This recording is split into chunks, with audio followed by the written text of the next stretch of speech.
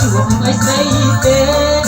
នៅទំនេរមួយជីវិតព្រះអើយថាមានវាសនាបានជួបអីស្អីទេនៅទំនេរមួយជីវិតព្រះអើយចារកមានស្នួនស្ទើរស្គាំងដូងកាយអោបើបងណាយអូននៅទីណា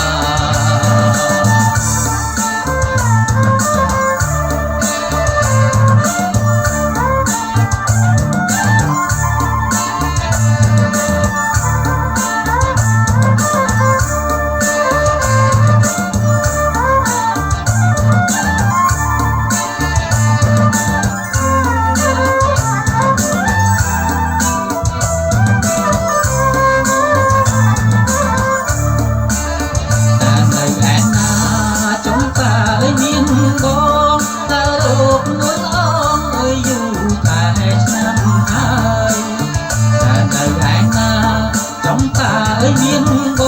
ងតារោគនួនអងអើយយូរតែឆ្នាំហើយអូននៅឯណាសូមអូននាងឆ្លើយកុំធ្វើប្រងអើយបងរងចាំស្រីកាលមានវាសនា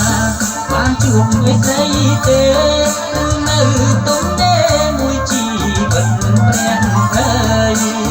កាលមានវាសនាបានជួបអីស្អីទេ